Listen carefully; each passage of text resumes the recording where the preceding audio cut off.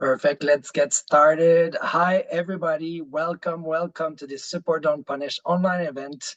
We're so happy to have you with us today. This is an amazing day, very significant for our community, and we needed to celebrate that with all of you.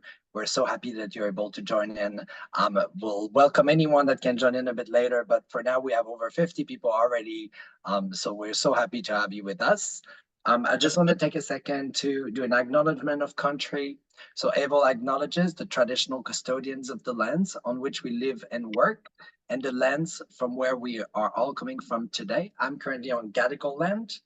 We pay our profound respects to elder past and present, and extend this respect to all Aboriginal and Torres Strait Islander and Maori people with us online today, and in general as well. I'm coming to you from Gadigal, as I said, and the land was never ceded, always was and always will be Aboriginal land.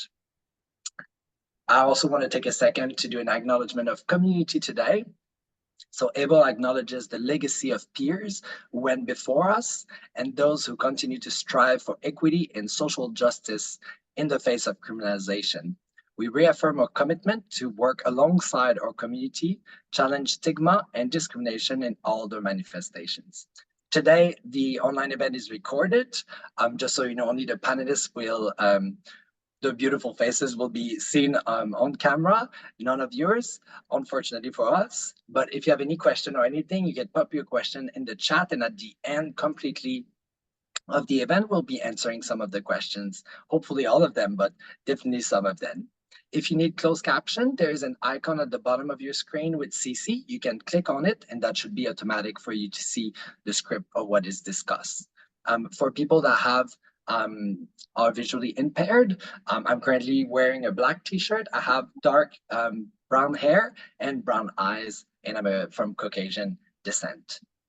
So the first presenter we have today, I am so honored that she accepted, because I know she's busy and she works so much.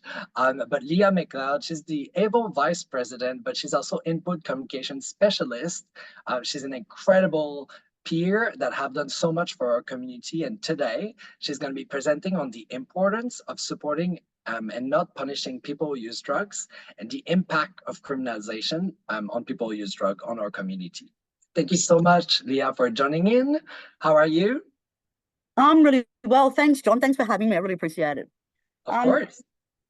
So yeah, I mean, look, we all know that it all starts with stigma and discrimination. You know, we know that's what it's about. We know that that's all about eliminating others. We know that it's all started with, you know, cultural discrimination, gender, you know, a whole range of you know, class, etc. And you know, drugs seem to be kind of the easy thing that sort of brought us all together, and that's been, you know, overt and covert, you know, alternately, you know, since it all started. So the World Health Organization actually says that illicit drug dependence is the most stigmatizing health condition of all, yeah, which is pretty outrageous, yeah. And you know, the whole point of criminalization is, you know, is to stigmatize drug users. So it's interesting that, you know, I think there's about 14.8 million of us in the world. We could have our own like nation, which would be really good, and then we could just like legalize things. Yes. You know, 59% of those were found to have lifetime incarceration. Like, so, yeah. Of judicial killings, so, you know, the death penalty, 43% of those have been for drugs. 43%. I mean, it's just extraordinary. Yeah. I mean, when I first heard that, I was like, you know, like I thought, oh, maybe 7 or 8. You know, what about all those murderers out there? Yeah, 43%. So, you know, 15% are still living with that, you know, with HIV, 40% with Hep C. Some people, and we don't even, I mean, some people just don't have the capacity to be even tested. So, and what all that leads to is, you know, the fact that we die a hell of a lot quicker. When I started working internationally, I'm going, where are all these Australians doing here? You know, and then I realized that, like, you know, that only 2% of countries in the world who have, people who use drugs actually have harm reduction, yeah? We whinge because, it's 2% of the budget. I think it's something like 8 million harm reduction to, no, 80 million harm reduction to 8 billion policing in Australia. So, and then I realized, oh, yeah, we grow old. That's right. We get to the point where we've got experience because we have harm reduction, and just so many people don't. And that's just the basic truth. This stuff kills. Criminalisation, for us in New South Wales, you can't get social housing if you've got, a criminal charge, a drug charge. In some countries, you can't be housed if there is a rumour that you've got drug issues, yeah? So, there's people who get no health care at all in the world simply because of their drug use, yeah? And God, such a small thing to do. The least interesting thing about all of us, I'm sure. This from a group of people who really don't think they know anybody who uses drugs, except they do, because like Bob who sells the papers down the road, he does it, and the chemist is, and probably the doctor. And I know when my dealer went to court, she paid her lawyer in cocaine. So her QC. So there's a whole range of people who are really respectable. And so it's this whole thing about people rethinking who we are. We scare people, because we're a bit of an unknown quantity. We've been the boogie monster for so long. Yeah. In Australia, the incarceration issue is outrageous. We have, 3.8% of Indigenous people in Australia, and I think and it's over a third of people in Australian jails are Indigenous. Yeah. We have this trauma that sits within particular cultures, and just a trauma that sits within us. The health sector that's particularly traumatizing to us, and we just pick up trauma after trauma, and then within that, with all these things that are completely, well, not complete, but which are avoidable, yeah, overdose, injecting injury, a whole range of social issues that we suffer because of this. They're completely avoidable, and yet there's nothing done about those things. The funding is outrageous. In some countries, there's like maybe one or two underpaid, underpaid workers with no kind of operational money. They're basically running on a, on the smell of a wallet, because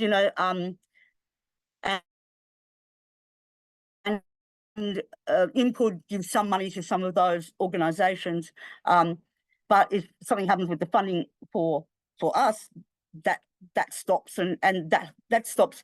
That's thousands of people who just don't get any help or any care. It's just, we have lives where we, even in Australia, I think something like 60% of people that go into jail come from homelessness, and then more than that think they're going to homelessness. Yeah. So, it's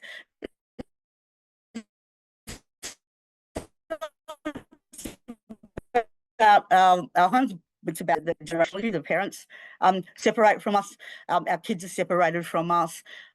We had, even in Australia recently, there was a group who went around paying women who use drugs, I think $200 to be sterilised. Yeah. So, and this happens all around the world because there's some idea that it's hereditary, and so yeah. So all these things are taken away from us: our right to family, our right to home, our right to health, and our right to actually living. And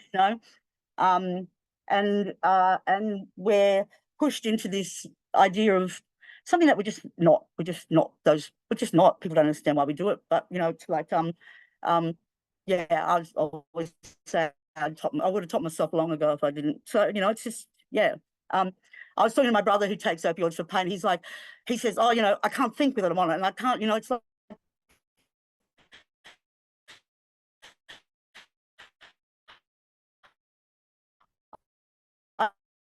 you know, I'm going, oh wow, that's when oh, so when you do it, it does that to you, and when I do it, it does this to me. And that understanding sort of, you know, it's just so simple with just a conversation. I'll just say one last thing. This is about I don't think I'm particularly fond of support, don't punish. You know, we've had that whole issue where, you know, yeah, it's you know, a legal issue and a criminal issue. And then we've had the thing where it's a health issue. And I think because, you know, we've sort of learned that we say we've got trauma and stuff, which we do, and a lot of people do, and that, you know, people will be kinder, and yeah, we're just looking for a little bit of kindness and little bit of acceptance. But really, you know, it's about a whole heap of other stuff. It's about our right to have risk in our lives, our dignity of risk. It's about our you know, our autonomy of body. Yeah. It's about our right to be who we want to be, and you know, you know, and I don't know. I haven't lately put a child on, you know, like I haven't sort of started a child on drugs, so that's sort of the worst thing I think you can do. But so yeah, so I mean, we really don't do very much. You know, we actually value our community, we actually value ourselves, and yeah, there's, you know, and most people, you know, want to be a part of it, yeah, and want to be heard. So I mean, I'd rather have it respect, don't punish. Yeah.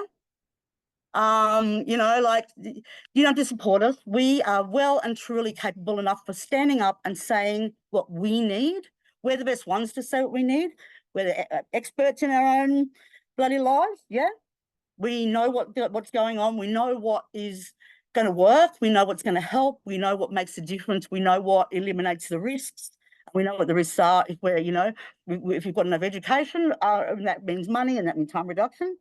So, yeah, so I would not like to be so much, you know, infantilized and sort of, you know, people thinking that they have to, you know, like, I mean, having said that, our partners are fucking important. Yeah. We could not be doing this without our partners, and they're incredibly valued. Yeah. But I want them to help us towards, you know, us being us in our own right, unashamedly for who we are, you know, out and proud. So thanks, John.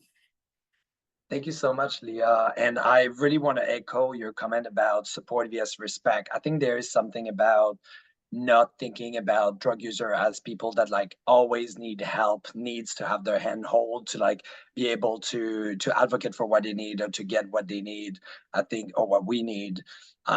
I think that's interesting, and you're right. We need to work with partners, and we need to help partners understand as well that we are a priority population. We are an amazing community that has a lot to say. We are experts in our own lives, and I think we are slowly making way towards that objective. But I agree. I think the, you know, support don't punish historically with the anti-narcotic day, people burning drugs and putting people in jail on that day to kind of celebrate that aspect of criminalization. It's still drug day. It's Yes, still, you know, of still got the course. same name, you know. It's horrifying, and I think, Yeah. but I think there is some power in us reclaiming that day and making it for us, by us. And you're right. Like, I think it doesn't have to be support don't punish. It can be respect don't punish. It can be, you know, let us lead our own lives and be there.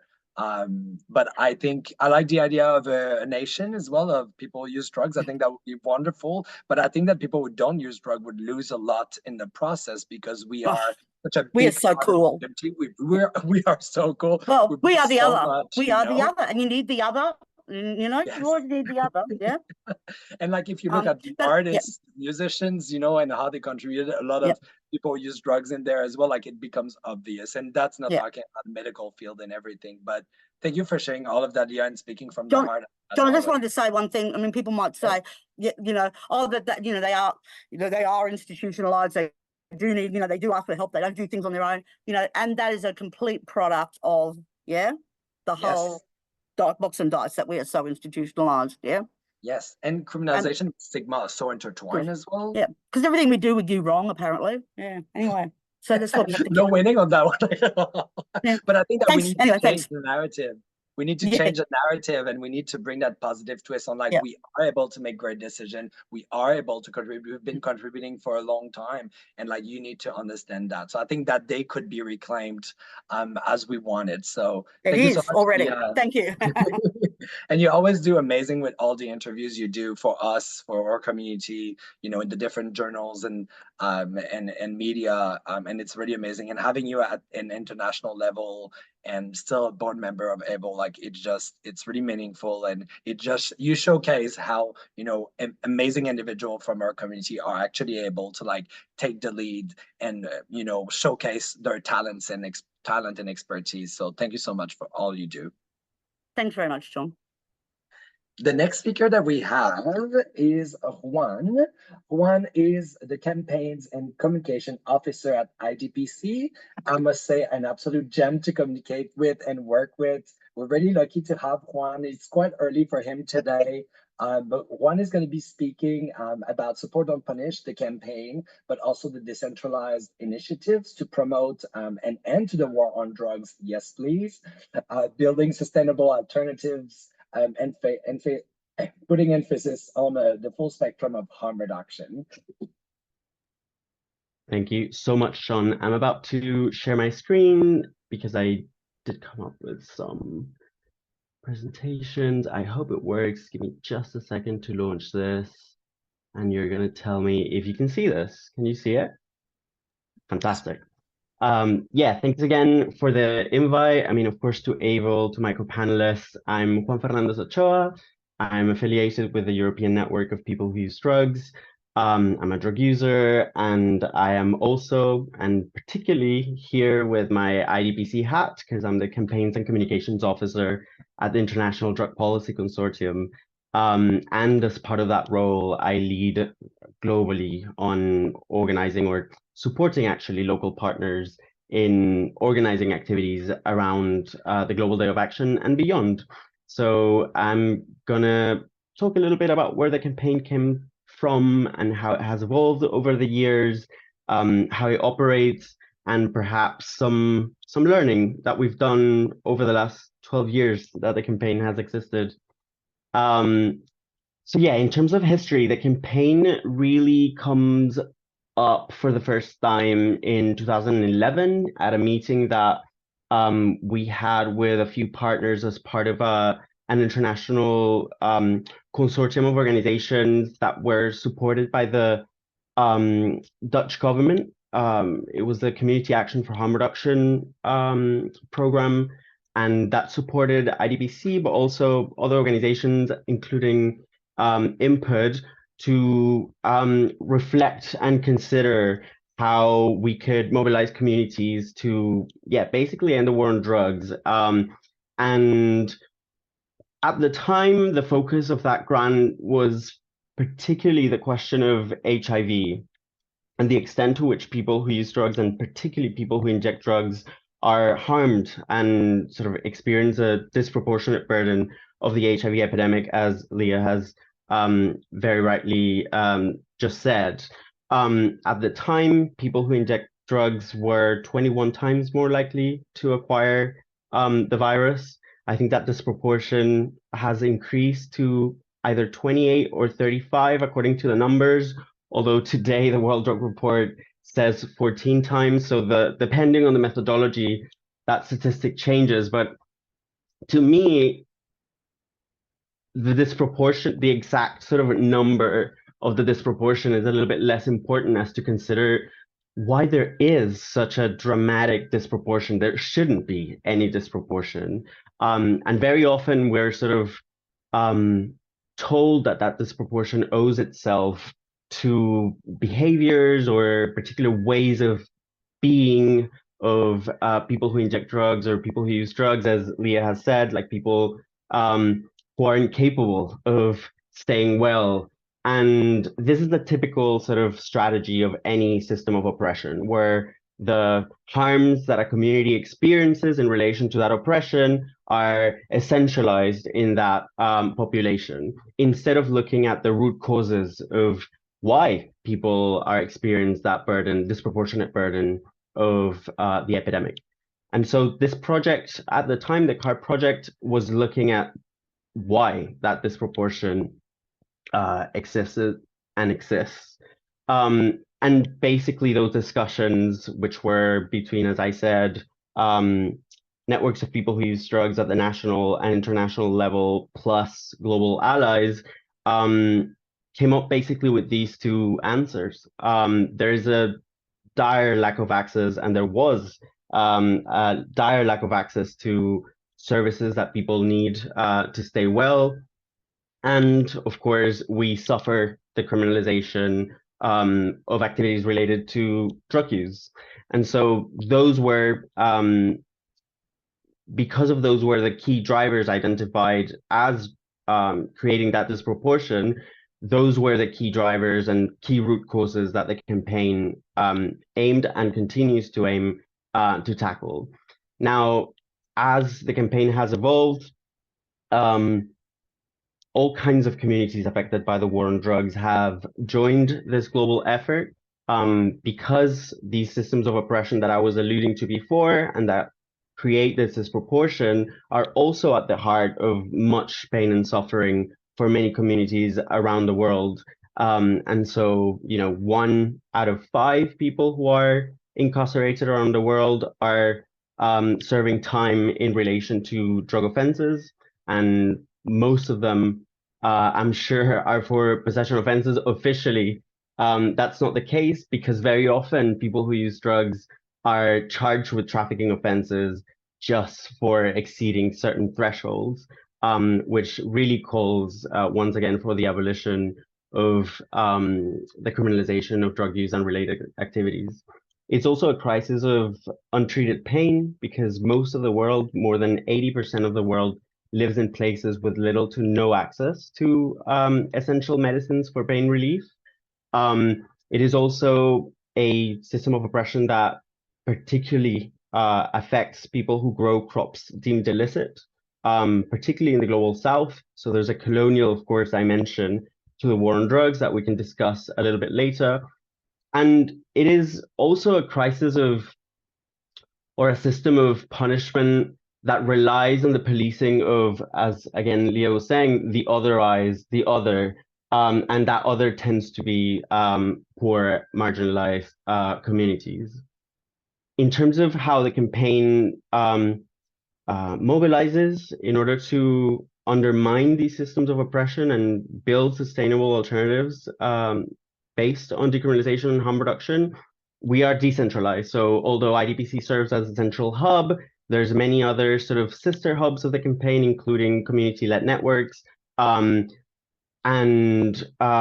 This means that local partners define their own priorities according to their community's needs. So we're not sort of telling people how they should be organizing in relation to these challenges, but rather creating common ground around the need to retain at the core of any solution that we come up with to tackle these systems of oppression and the war on drugs is anchored in decriminalization and harm reduction. The campaign sort of grows through word of mouth. I always tell people that the main tool that people have at their disposition in terms of mobilizing against the war on drugs is themselves. And sort of I encourage everyone who's joining to make sure that, in your neighborhoods, with your families, in your places of worship, not to let the propaganda of the war on drugs slide, to make sure that we are sort of champions of our cause in all of the spaces that we occupy. We also encourage people to wear and own the campaign colors because it creates sort of this common banner under which we can mobilize. There's also a photo petition that has more than 11,000 entries already. That is as easy to join as to show the logo and send it to us, and we'll add it to this compendium of photos.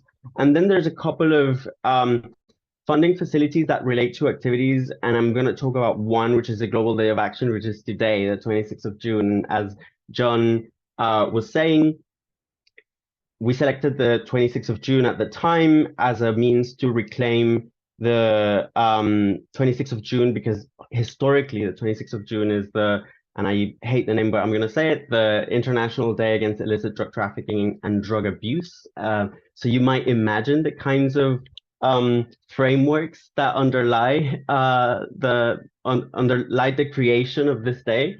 Highly punitive, this is the day that has been commemorated in highly punitive terms. And actually, until a few years back, the Chinese government would impose the death penalty in public events on the 26th of June. So just to give you a sense of the theater of cruelty that the 26th of June has historically been. So we try to reclaim it on a positive note, a note that is about strengthening our communities, about creating access to the services that people need to stay well. I 100% take Leah's point. This is not about intervening in people's lives without their consent, but creating communities of care and support whereby people can stay well, and if they ever feel like they need services, they can also access those services. In terms of, as I was saying, it's a decentralized campaign. So in terms of messages and activities, this is entirely up to local partners. We only sort of remind, of course, local partners of our common ground in decriminalization and harm reduction, but the challenges that we face in relation to the war on drugs, although very similar from place to place, do vary. And so we see communities, for example, in Southeast Asian countries where the death penalty continues to be highly utilized, mobilized particularly against the death penalty, for example, whereas, for example, colleagues in Canada very rightfully focus their calls, at least as of late, in developing a safe supply in response to the toxic drug supply crisis that they're experiencing. From IDPC, we offer online support in the sense of advice, guidance, resources, knowledge and communication resources, as well as small grants of about $450 for people to be able to mobilize on the day. And this year, we're very happy that together with our sister hubs, we're being able to offer about 140 small grants to these organizations. So we will see activities today in about 292 cities of 85 countries, which is remarkable. And also reminds us of the global nature of the war on drugs, but also the global nature of the resistance to the war on drugs, which I think is a source of hope. I'm going to go very quickly. This is a map of our latest Global Day of Action. I'm looking forward to seeing the map for this year. And these are the countries where the campaign has taken place throughout history. In its 12 years of history, this are 126 countries around the world. We are not alone. And that, again, is definitely a source of courage and energy and hope. I want to very quickly run you through some innovative practices and ideas that the campaign has supported. I know I'm a little bit behind, so sorry. But just to highlight the kinds of things that local partners organize. So the Free School of Harm Reduction in Brazil, Recife, in 2021 noticed that their community, what they needed the most was access to a stable income. So they organized barbering courses on the day, which I think is incredibly interesting because it reminds us also that the precariousness that people who use drugs experience is very often also a fabricated economic precariousness. IDU Care and Street Law in the Philippines organized a community discussion between people who had been subjected to compulsory treatment in the Philippines and people who, on the other hand, had access harm reduction, and try to build bridges and common understandings in order to mobilize together. I think that is, again, incredibly powerful, like people who use drugs finding each other, even if they've had very different experiences and maybe different understandings of where their drug use is going or how they manage it, finding ways to build together against this apparatus of punishment. Metineras in Barcelona, in Canada, in Catalonia, in Spain, did something really interesting, which was This is an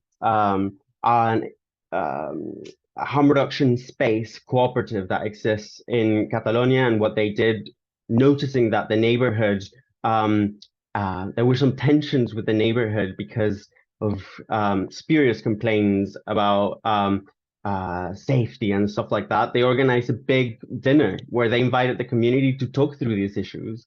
And the interesting thing is that they also made a recording on the day, and you see people start, I mean, very candidly say, actually, yeah, initially we were a little bit afraid about this place establishing itself in our neighborhood. We are used to hearing that people who use drugs sort of cause unsafety. And so it's great to, through these experiences, discover that we have so much in common. And this idea of awakening empathy, reminding people of our common human dignity, is something that I find really powerful in activities like this one. This is by the Bar Hostess and Empowerment Support Service in Kenya.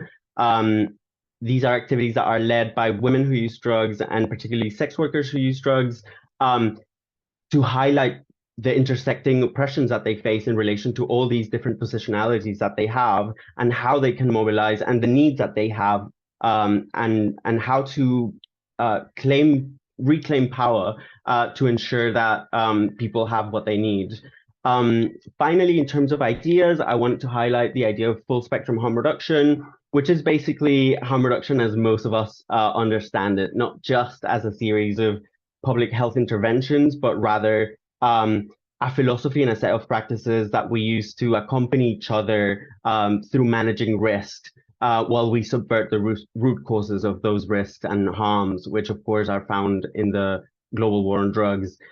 Also, the question of full decrim, I think historically, the movement had been swayed by examples like the Portuguese example, which of course holds a lot of interesting lessons, but something that we have learned through engagement in the campaign by sex workers and of course people who use drugs is the idea of full decriminalization, not decriminalization that is about dissuasion or about administrative penalties, but no sanctions. That is very much sort of the vision for decriminalization that the campaign espouses. And finally, something that has been really interesting to see over the last sort of 4 years is the emergence and increasing popularity of ideas of prison abolition, like understanding that the systems of punishment that we're facing as people who use drugs and people targeted by the war on drugs are embedded in much broader systems of punishment that affect many other populations. And so questioning the role of punishment as a whole in society is something that the campaigners have sort of advanced over the last few years. I'm very happy to hear from your questions and respond them. So sorry that I took so much time, and thanks again to my co-panelists. That's it for me. Thank you so much, Juan. Don't be sorry. On the contrary, thank you so much for sharing all of this with us. It was so beautiful and so interesting, and you covered so much very quickly. I really love what you said about this global resistance. And I think to link that what Leah was saying, that kind of global resilience and respect is just such a crucial aspect of this campaign. And I love that it was very holistic, the vision of harm reduction. And that was really, really wonderful. Thank you so much. You do have some questions in the chat. You can jump in and answer some of them, but at the end we'll have some time to cover them if they haven't been answered. So the next presenter we have is Professor Kate Sear from the Australian Research Centre in Sex, Health and Society, that is at La Trobe University. She's going to be presenting on the legal issues, the harmful impact of criminalizing people who use drugs, and the way forward for better support for people who use drugs in Australia. Thanks so much, John. Hopefully you can all see my slides. Yep. Great. Okay, I see the thumbs up, so all good to go. Look, thanks, John. Thank you to my co-panelists, and thanks everyone for being here. It's really such a privilege for me to be able to join you all for this conversation. I just wanted to echo John's acknowledgement to country. Today I'm on the lands of the Wurundjeri people of the Kulin Nations, and I pay my respects to them and to elders past and present, as well as any First Nations people who are here today. And I acknowledge that Aboriginal and Torres Strait Islander people remain strong in their enduring connections to land, water, culture and sky. I'm only going to talk for a few minutes, so I'll try and keep it brief, but I wanted to shift the conversation a little bit to think about a few questions around punishment, this question of punishment. In particular, I want to talk about where we punish people, how we punish people, and what we might do about addressing it.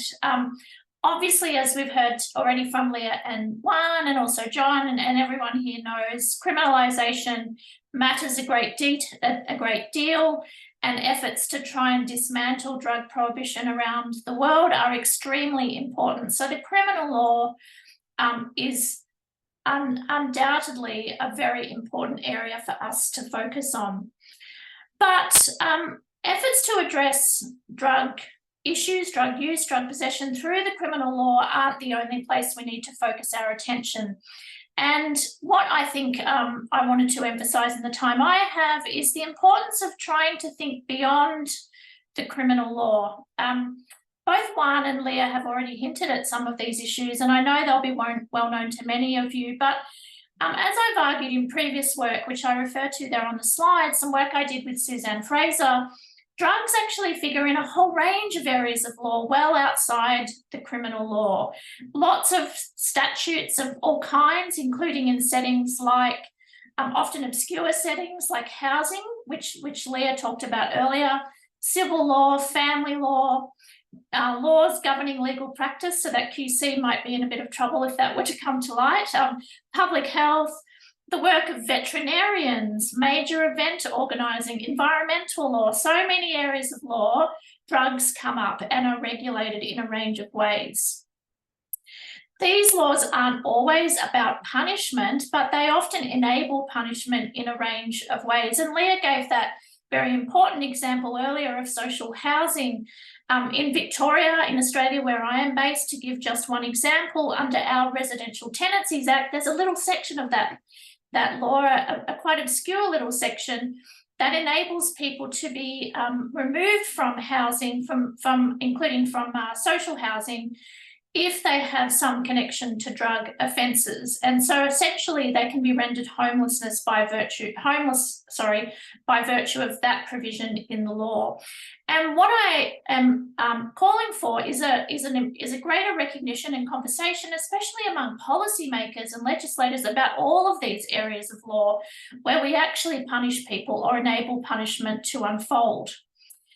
In some of the work that I've done in the past, I've looked at exactly how it is that people, or who it is that might be punished in these more obscure and sometimes much less well-known legal settings. And here is just one example with Suzanne Fraser, of some work I've done on this. All of these areas of law, which figure across Australia but also in other parts of the world, have their own peculiarities and particularities in terms of how they operate and how they allow things like people to be punished, but also much more broadly, how they allow people to be excluded from certain kinds of social supports, like that example of social housing, but also from certain kinds of protections and forms of care that we might, as as a community, really value and consider important. So people who have all kinds of so-called drug problems, or even those who are characterised as experiencing so-called addiction, often fall foul of other areas of law in ways that then end up excluding them from basic and fundamental rights. Now, I just want to give you an example of how this works. And some of you here will have heard me talk about this before. This is a section from a piece of legislation here in Australia. It's a section that's quite obscure, and I don't expect you to go through and read all of the detail. I'm just going to tell you a little bit about what this is and how it works. And it's one of literally hundreds of sections of law that operate in this kind of way. So here in Victoria, where I'm based, like every state and territory in Australia, many other countries have similar laws. We have a law called the Victims of Crime Assistance Act. And this act sets out a system by which people who have been victims of a crime can receive compensation if they have been injured or if they have sustained injuries as a result of a crime.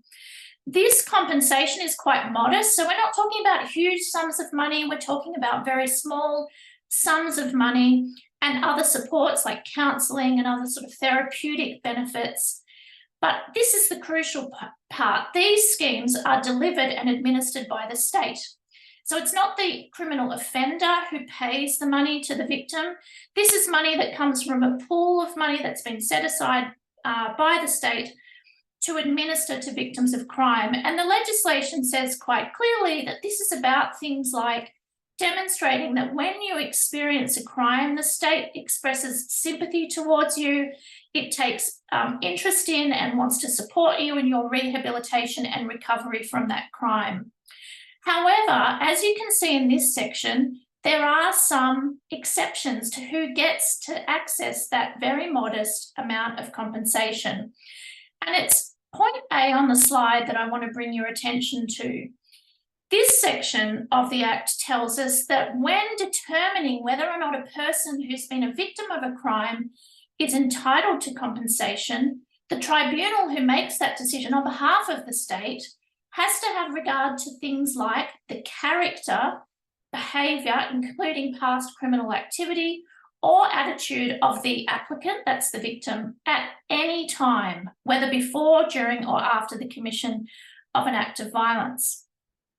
And what we know from our research is that people who have a history of drug use, often totally disconnected, absolutely unconnected to the crime that they have been a victim of, might fall foul under this provision and find themselves being excluded from this gesture on behalf of the state, this gesture of sympathy and care and rehabilitation and support.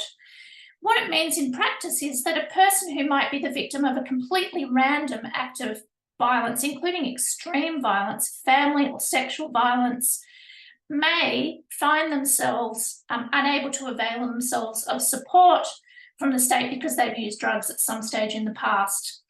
Every state and territory in Australia, I can tell you, has some provision like this. This is, I think, one of the worst examples, but it is an example of a quite obscure little section in an area of law that has the effect of punishing people who use drugs.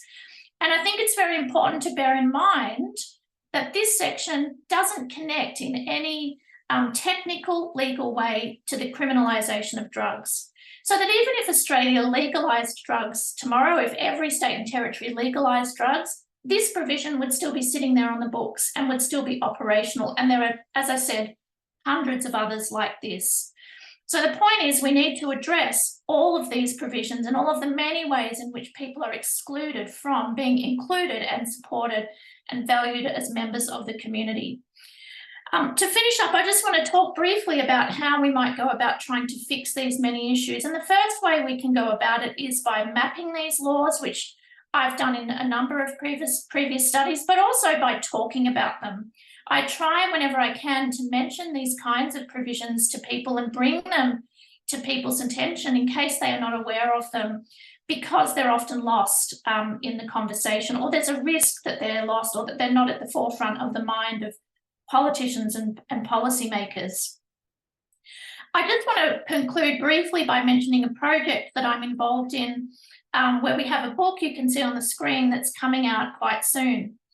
There is a tradition in legal scholarship for feminists, queer theorists and Indigenous theorists to rewrite various court cases or decisions that have been decided in all kinds of areas in the past, to reimagine a future in which, let's imagine what would have happened if a judgment was written by somebody from a feminist perspective or from a queer perspective or from an Indigenous perspective. How could that decision have been decided differently? And my colleagues and I have taken this into a different space recently, where instead of rewriting court cases, real court cases decided by judges, we're rewriting laws themselves from feminist perspectives. This collection that comes out looks at a whole range of different areas of law, but my colleagues and I are focusing on one of these criminal injuries compensation provisions, which operates in the way I've just talked about.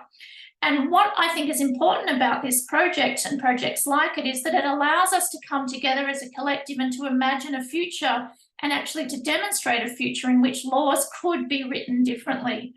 I think this is a project that we could perhaps start to think about in relation to drug law.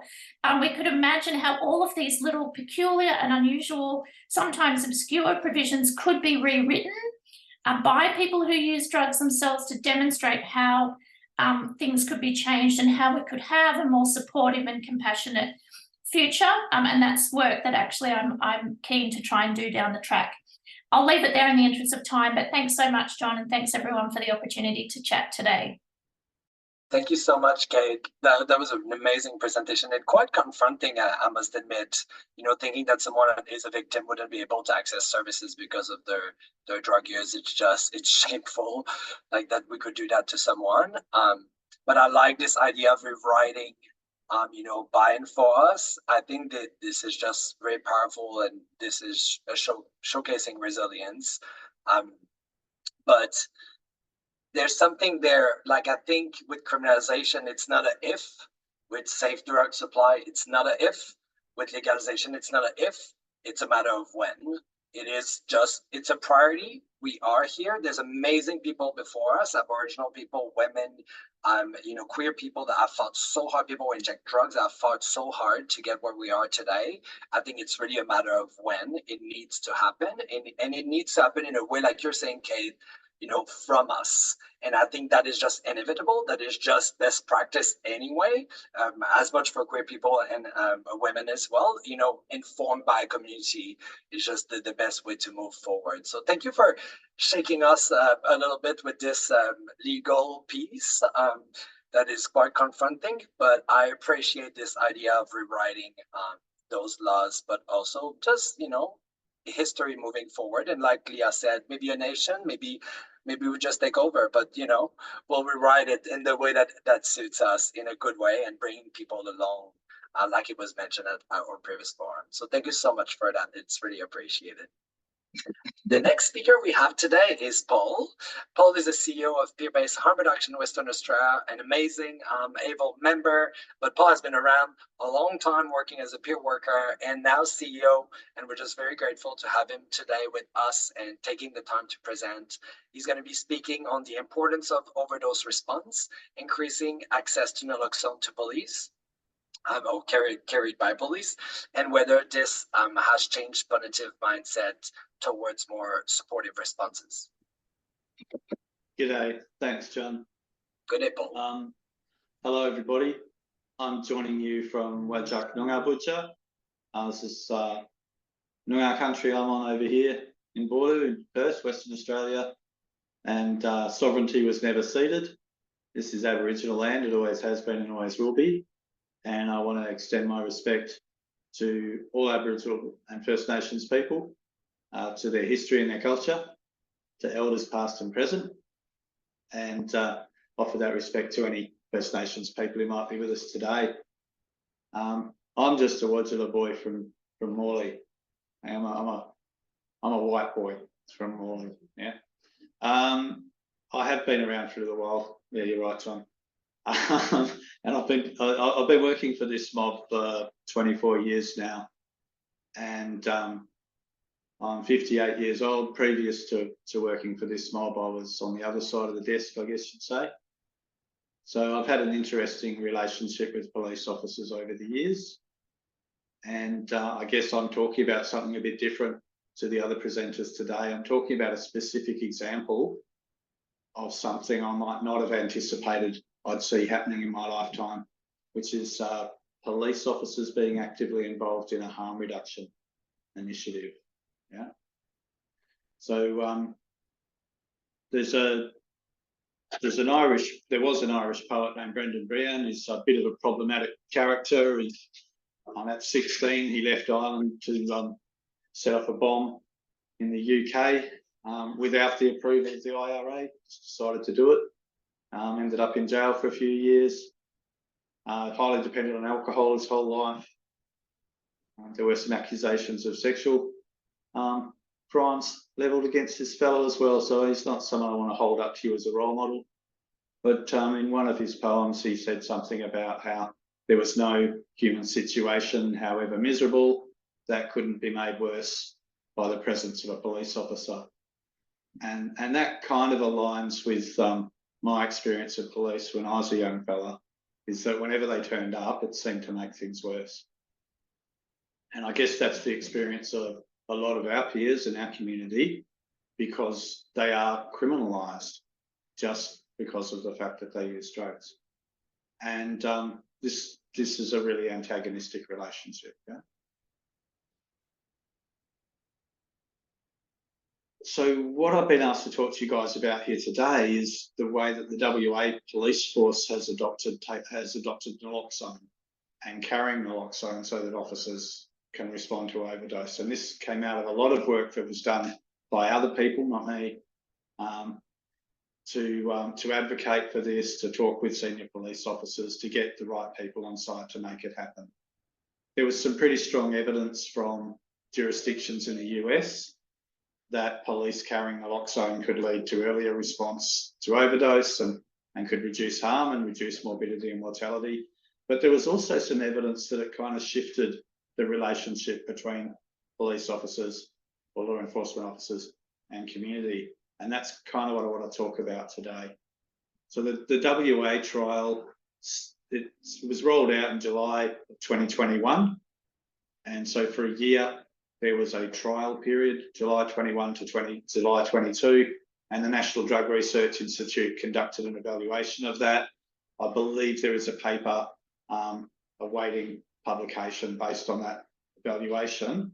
But Simon Lenton from the National Drug Research Institute and his colleague Serena Argument have given me a little bit of data and given me permission to use it today. So I just want to acknowledge that and thank them for that. So the pilot program trained just under 450 police officers to recognise and respond to overdose and to use naloxone. And those 447 officers were trained in 40 different training sessions, and they came from a number of different teams within WAPOL, within the West Australian Police Force. Most significantly, from my point of view, they trained the bike squad, the cops who ride around the inner city area on bicycles and are constantly responding to things happening on the street. And they're the ones that the street-based people and homeless people in Perth have the most interactions with. They also trained the mental health co-response unit. So this is a specialised team who are given mental health training and who have a mental health clinician accompanying them whenever they go out, and they're called out to mental health emergencies. Again, pretty appropriate because they're probably going to be running into situations where, They trained the staff at the Perth Watch House, which is one of the biggest lockups in Western Australia. Again, people who might actually be in a position to respond to overdose. They also trained the property and exhibit storage team, the canine team, major crime or gang squad. And this, I think they trained those officers more out of concerns about occupational exposure and some of the stories that come out of the US about, police officers accidentally being exposed to fentanyl and allegedly overdosing. So, but this was the start. Just these 447 officers, and I want to talk about what came out of that. So within the first 3 weeks of the program, some of the bike officers had responded to an overdose. I think it was during the second week the program was rolled out, and their team had been trained that day. So some police officers have been trained that morning in how to recognise and respond to overdose with naloxone, and that afternoon they got called to a fast food restaurant in the city where someone had dropped. They got there before the paramedics. They administered naloxone and successfully reversed an overdose. So I wasn't quite expecting to see those sort of results quite so quickly. Yeah? All right. So the team from Andrew did pre and post test evaluations, and they found that before they provided the training to these teams, about a third of officers said they were confident to respond to an overdose. After the training, 97% of them said they were confident to respond to an overdose. Now, what that means to me is previously 2/3 of the officers would have been, standing around waiting for paramedics to turn up, unsure of what to do. Now you've got nearly all of them who've been trained, confident to respond. Before the training, only 66% of them said that if they were given naloxone, they'd use it. After the training, 99% of them said, if you give me naloxone and I attend an overdose, I will use it. So there's a shift in confidence there, but I suspect there's also a shift in the underlying attitude to what their job is and who drug users are. Yeah.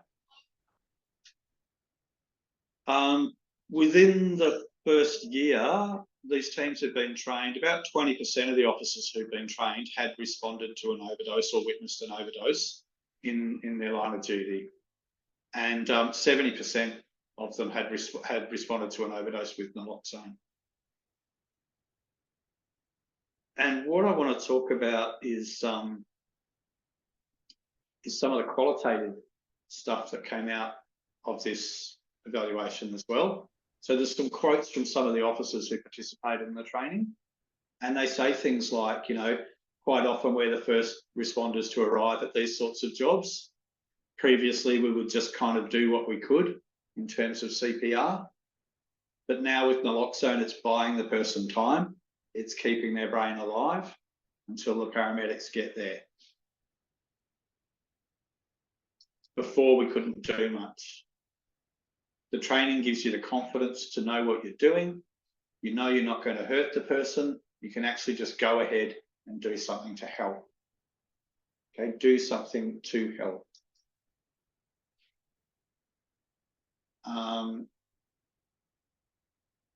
It gave me confidence that if that was what we needed to do, then we could do it.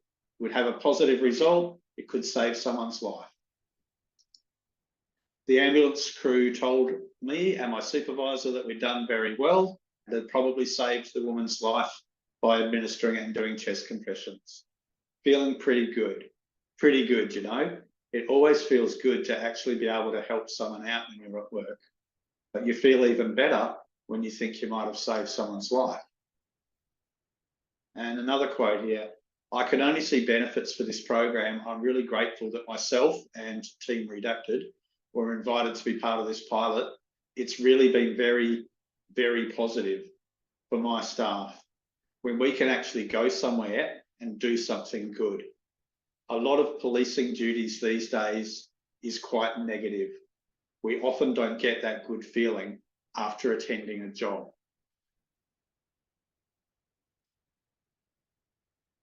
And I can give you an anecdotal account from one of our consumers. So a fellow who's street-based and who I've known for a number of years.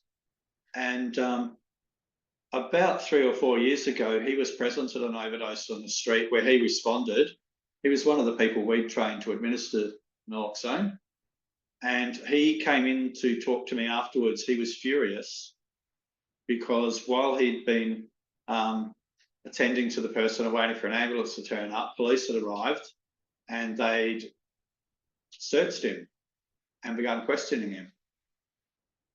And he said to me, I had the guy breathing by the time the cops turned up, but they stopped me administering first aid so they could search me. He was really, really angry. Last year, the same guy came in to me to report witnessing police responding to an overdose, and he was bouncing off the ceiling. This is someone who'd never had a good word to say about law enforcement in his entire life, and he came in raving to me about how he'd seen this incident where police had turned up, they'd done exactly the right thing, they'd helped the person, they'd probably saved their life. He was just ecstatic that this was happening. So this program's now been rolled out to all serving police officers in Western Australia. And I know that most of them aren't going to have the opportunity to respond to an overdose. Most of those, and most of those Nixoid devices are going to get carried around on someone's duty belt until they go past their expiry date. like quite often police are the first people to attend an overdose. It's definitely going to prevent morbidity and mortality because there's going to be an earlier response in lots of cases. But I'm actually really interested in the way this can shift police officers' attitudes about the community they're policing and potentially vice versa, because it's kind of shifting the focus from punitive, punishment-based approaches to drug issues towards that sort of public safety focus that is also involved in law enforcement. And I've probably run over my 10 minutes now. The paper will be published soon, I've been told. It's just a pity it wasn't out in time for me to be able to refer people to it. If anyone's got any questions, I'm happy to answer them. Cheers. Thank you so much, Paul. And when the paper is ready, we can communicate together, and we should be able to send it to everyone or to send a link so that people can access it. Thank you so much for sharing all of that. And, you know, I said peer worker in your expertise earlier, but the fact that you did peer outreach and you connected to your community and hearing from that Phil that you were talking about and his change in perception of the police and their intervention, I think it speaks volume. It's incredible, and that doesn't happen every day, and that's really amazing. And you're right, like the change of mindset that the police can have, like following this training, could really make a big difference, because it really, you know, they're coming from a punitive kind of mindset. So to go into that more of a supportive, you know, potentially saving a life, that's incredible. And yeah, look, John, I said before, you know, in my previous life, I wouldn't have had a good word to say about police. You know, it just wasn't my experience. And I've had to work with police on a number of occasions in my career, the last 24 years. And, you know, most young people who join the police force want to do something good for the community. Yeah. yes. Whether they get the opportunity to do that is different. But you know, the motivation is hopefully is helpful. And I think this sort of thing kind of humanises people yes. who use drugs on one level for them. It gives them a connection they're not getting otherwise. And that buzz of I just saved someone's life. Everybody's, you know, it's a very different experience to what most of their experience is doing that. Yes, and also I think in the long run as well, that interaction, those more positive interaction with community members, that's going to change as well. You know, when you finish a shift, you didn't just like do stuff that wasn't great. You actually did some, you had some positive interaction with people and you supported in different ways. I think that's going to really improve, you know, the quality of their work, but that's my opinion. But thank you so much, Paul, and we'll share the document once it's been published and everything. And I'll jump to our next speaker. So the next person we have, like, I'm really grateful that Lachlan was able to jump in. He's the chairperson of the Harm Reduction Coalition, Aotearoa, and there's New Zealand for people who don't know. He's going to be presenting on the Aotearoa outcomes for people who use drugs and the striking a balance between the two extremes of prohibition and free market capitalism to achieve drug policy settings which best minimize harms associated with the use of drugs. It's not every day that we get an organization that had just been formed and is launching with such a brave and amazing step forward. So thank you so much, Lachlan, for joining in. Cheers, John. Yeah, kia ora, everyone. Thank you for having me here. My name's Lachlan. I'm based currently in Ōtepoti, Dunedin, New Zealand, Aotearoa. I'm originally from Tauranga, Mount Maunganui. And yeah, I wear quite a few hats in the New Zealand drug harm scene, as many people do in the industry. So I'm chairperson for Harm Reduction Coalition Aotearoa, as John just said, which is a new organization that's been set up to basically just get all the people together with who have an interest in ending prohibition for harm reduction purposes. Also with Students for Sensible Drug Policy, and I'm also a regional manager for Know Your Stuff, which is one of New Zealand's drug checking organisations. And so with that, following on from what Paul was talking about earlier, I do a lot of work with the police, unfortunately, sometimes unfortunately. But what's been amazing to see here has been the police adopting harm reduction practices as well. So if you were to Google Dunedin riots, you'd see like hundreds of students all on a street called Castle Street. It's the main party center of the student area. And what they used to do was get hundreds of police officers with riot shields, and they'd try to all push them off the road. And then the students would just loop behind them and keep the party going. And it just ended up in lots of needless destruction and stuff.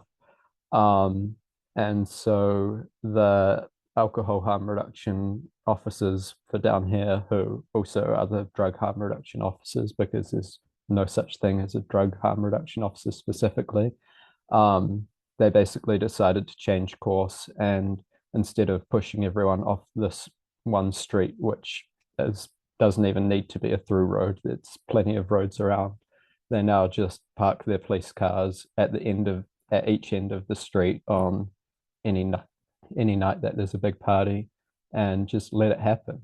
And so it's gone from there needing dozens and dozens of police officers, which just antagonizes the situation, to having 2 to 4 police officers just wandering around, students getting photos with them. While it is rare, community policing isn't dead, and it's great to see those sorts of developments happening, and good to see that's happening over in Australia as well. We're definitely keen to get naloxone into the hands of all of the police officers here in New Zealand as well.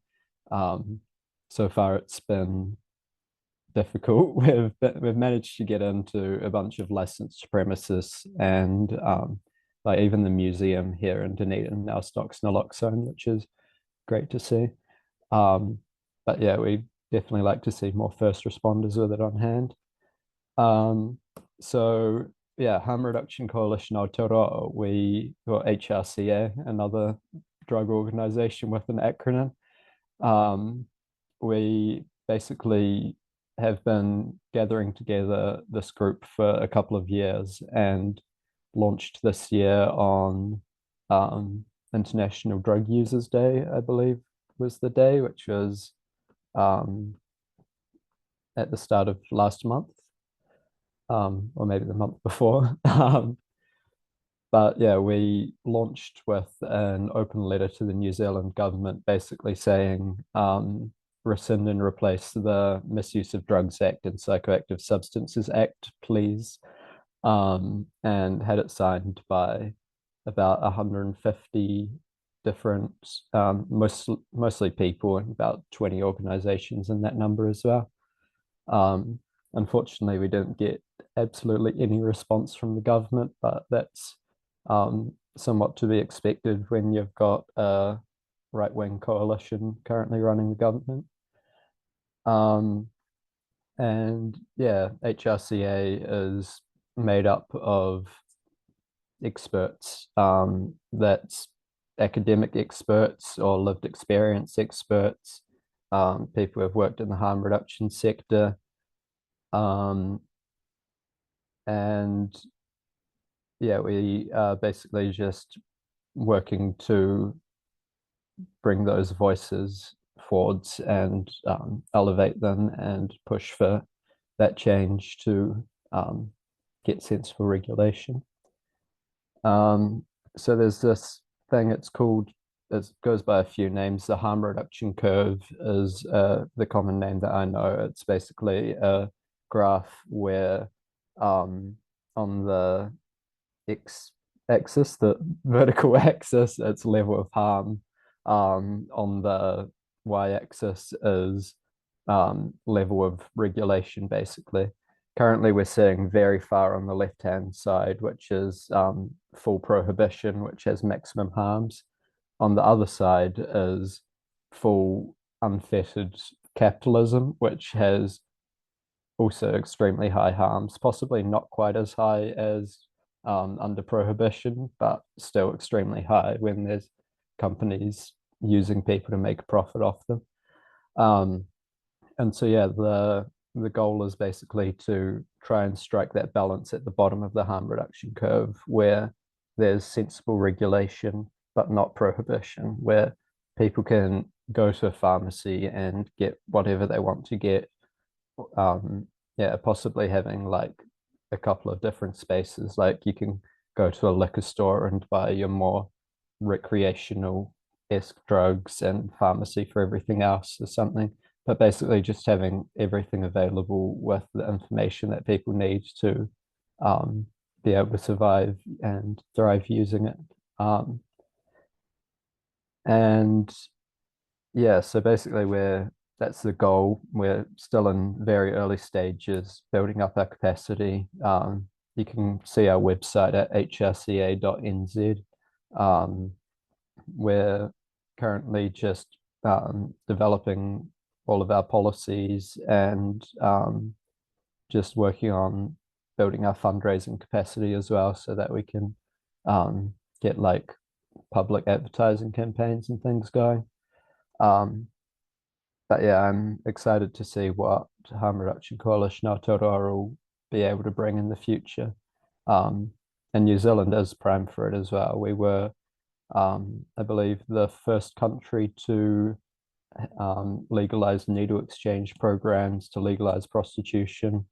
And now we're basically stagnated for a little bit. So yeah, it'd be great for New Zealand to become yeah, sensible again, basically.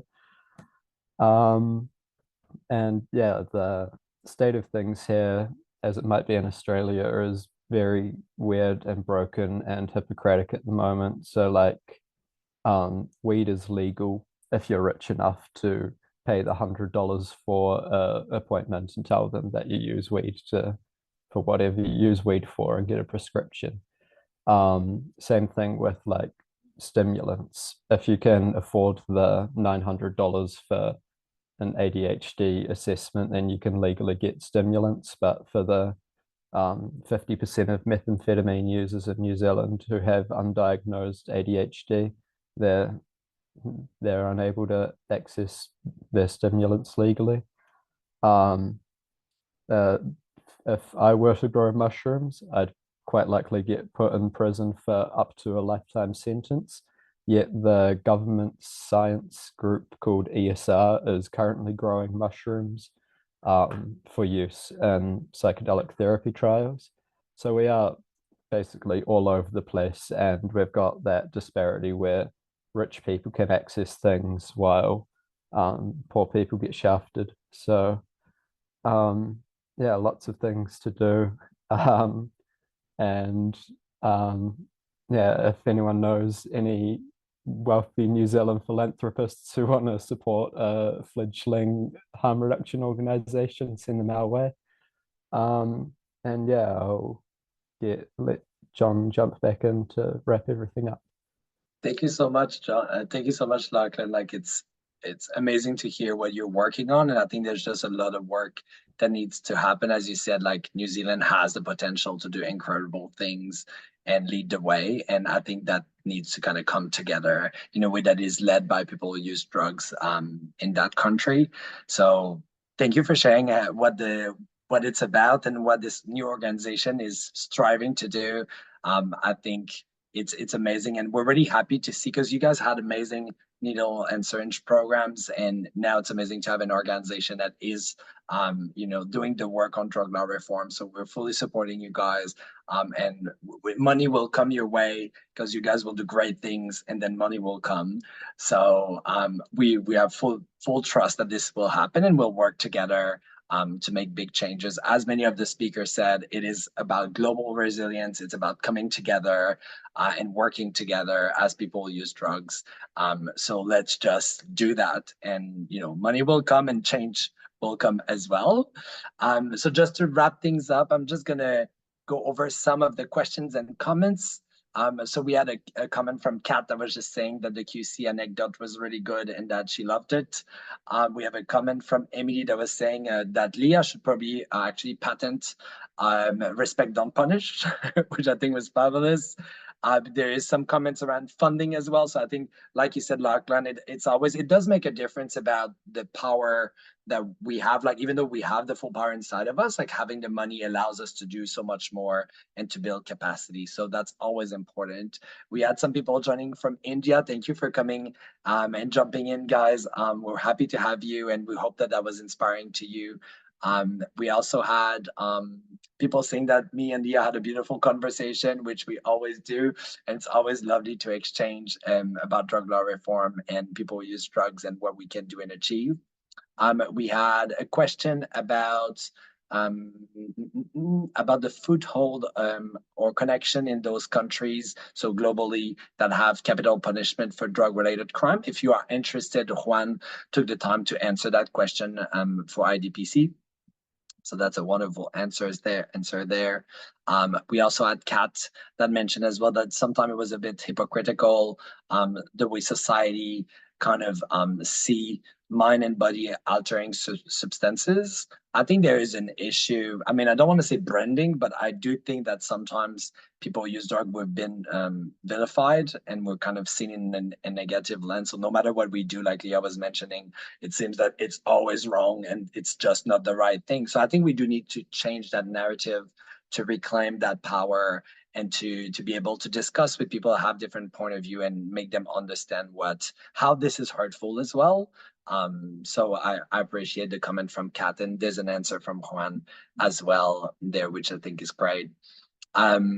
We have as well David that was saying that was a good question. I saw it earlier about people are religious or fanatic or extremist, and people that have just very different point of view. How do we bring them along? How do we change their mind? And we have some response from some of the presenter, including Juan, that was saying that they may not agree from like a religious or spiritual belief point of view, but that the importance, so that I think they focus on the positive side of things. So protecting life, harm reduction is saving lives. Like having that kind of narrative out there, it does make a big difference. And I imagine a similar strategy that Paul must have used to kind of make sure that that training would happen with the police officers and saying like, you have a chance to save a life, you have a chance to make a difference. So like to bring that with the positive twist on it is the way I think to bring some people who are more extremist or negative. And often it comes from just a bit of brainwash on the bad people who use drugs, and sometimes just by not knowing. So I think I want to have the example from Juan as well with the harm reduction service that invited neighbors to kind of reduce that fear, reduce that misunderstanding, to really bring people along and connect them with the cause and what people who use drugs can offer. I think it was really wonderful and powerful. We have someone, we have Kia saying cups and harm reduction, miracles can happen. However, with my many interaction with the police, I'm not sure I'd want to be involved.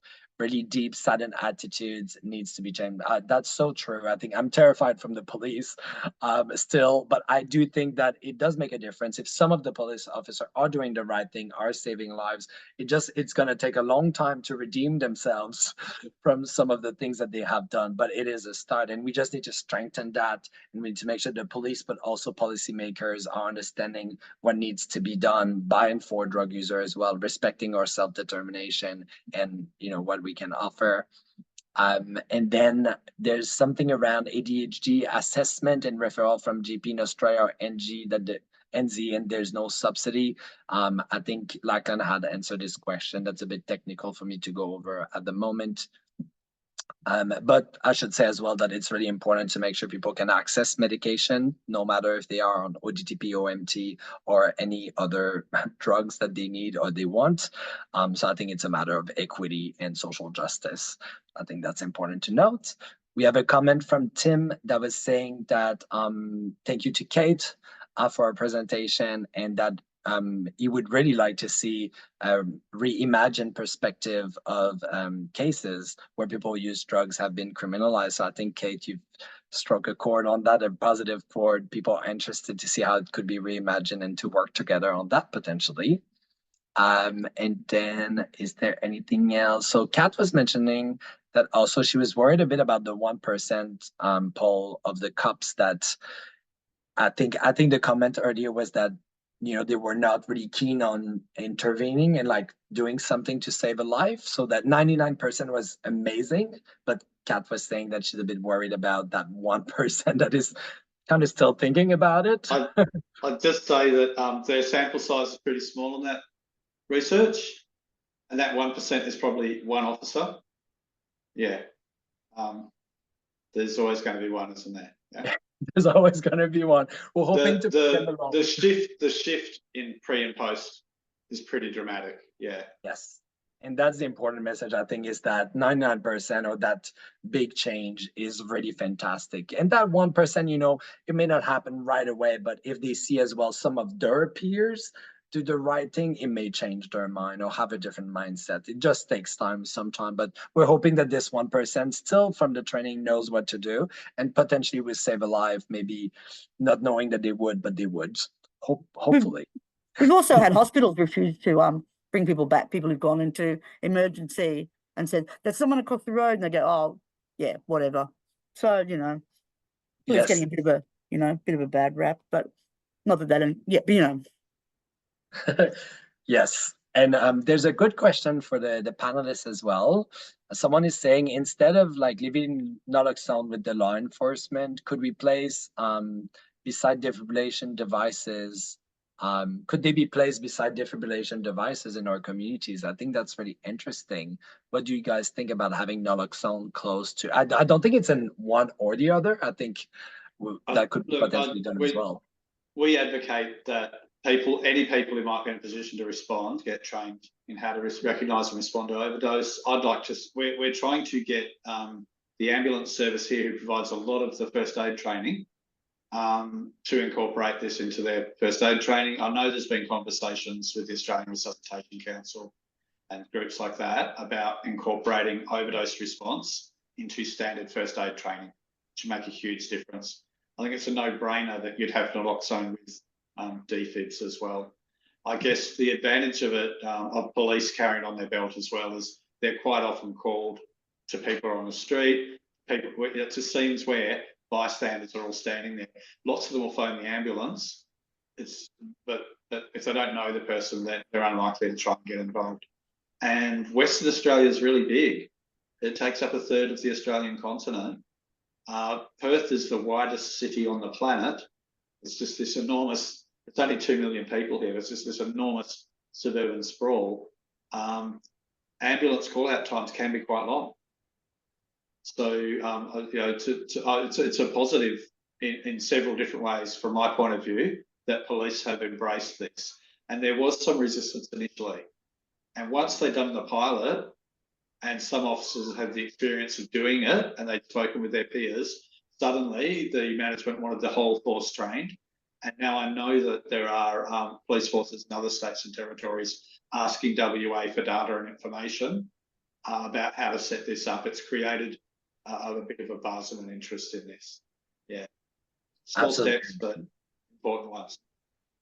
And Paul, you have a question as well from one of the guests that we have today, saying, has there been any studies, surveys, assessments, etc., of the attitudes of frontline cops to harm reduction directives, training, and application? Not as yet. Let's get the National Drug Research Institute onto that, John. That'd be great. Especially if these programs are rolled out more broadly and other states and territories start adopting them, that is an area of research that I think academics are really interested in. So what does it do to people's attitudes to the job? We had a lot of harm reduction in the police force in New South Wales, sort of in the 90s, yeah. And then it all sort of went backwards. So there was a harm reduction senior officer who was a harm reduction person who did all the training, and you know, it was really, yeah. And then that was sort of rolled back. So yeah, goes sort of. Yeah, we had a comes and similar goes, experience in WA, Leah. Yeah. Yeah. So But this I could hope be the it's, start of a new wave back in the other direction. You know, we have these pendulums in drug policies. yeah. But we'll try to manifest to get some more of those studies, survey, assessment, you know, with CUPS and harm reduction. I think that's going to be a very powerful tool in the future. But hopefully, you know what happened. I hope that the pendulum is not going to come too much the other way. And maybe that's up to us as well to continue the good fight and make sure that our voices are out there and that we keep elevating. There's something about elevating the status of our community as well, because if we're looked down upon, if we can elevate our profile, I think that's going to make a big difference on what we can put across the line. We had a really beautiful comment from Carrie as well, saying that she was really happy someone from New Zealand or Aotearoa was there, and that it was really nice to see someone from across the ditch being so passionate. And then India, is there anything else that I can answer? I think that was that. There's a few more questions for the people that we didn't have a chance to go over because your question maybe was a bit more technical or something like that. We'll make sure that we answer by email, that you get more information, and the panelists can send us any document or information that they see fit, and we'll make sure to email that to everybody. But I just want to thank everybody for coming today on this day that we're reclaiming for global resistance, support don't punish, or respect don't punish. Thank you to all the amazing presenters and panelists that we had today and sharing your expertise, taking the time. I know some people was really early or really late. So thank you so much for taking the time and, you know, taking the time for this community that really brings a lot to the table. And we know that we can power the change and we've done it before and we just need to continue doing it. So support don't punish and respect don't punish. We will still be there. We will make big changes. So thank you, everyone. If you have any questions, feel free to email us at info@AIVL.org.au, and we'll make sure to send you more information about what the panelists discussed today. Thank you so much. Have an amazing night or day. Cheers. Thank you so much. Bye. Thanks, John. Thanks, everybody. Take good Thanks, care. Bye.